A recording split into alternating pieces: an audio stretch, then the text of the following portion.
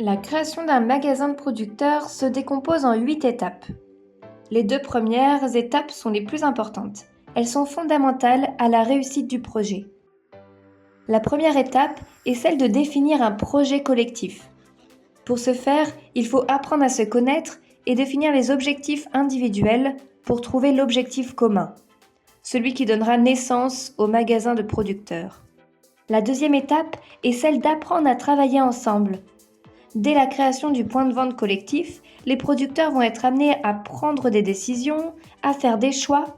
Pour cela, ils vont devoir dès le départ apprendre à travailler ensemble, faire des réunions et puis définir un cadre de fonctionnement. C'est une étape cruciale pour la construction du groupe, essentielle pour la suite et la pérennité du projet. La troisième étape consiste à dimensionner le projet collectif. Cette étape permet aux producteurs et productrices de se projeter sur les éléments concrets. Il va falloir déterminer s'il y a une faisabilité commerciale, faire une étude de marché et définir la faisabilité économique du magasin, c'est-à-dire le dimensionner et vérifier qu'économiquement le projet est viable. La quatrième étape est celle de travailler dans le cadre réglementaire. Elle consiste à connaître les lois et les textes réglementaires qui encadrent la vente collective pour pouvoir mettre en place tout ce dont on a besoin pour fonctionner dans la légalité.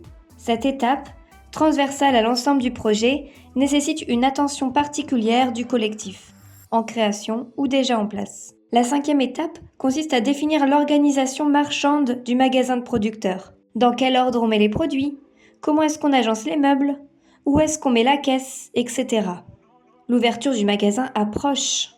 La sixième étape consiste à promouvoir le magasin de producteurs.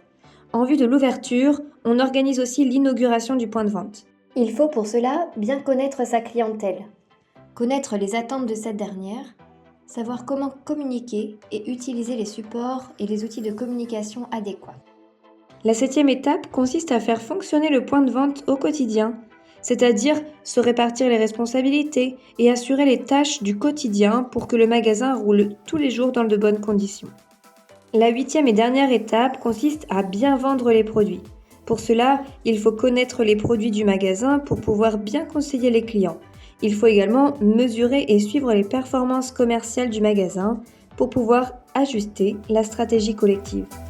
Le pôle Terre d'Envie Ségard peut accompagner votre groupe sur l'ensemble de ces 8 étapes de création d'un magasin de producteurs.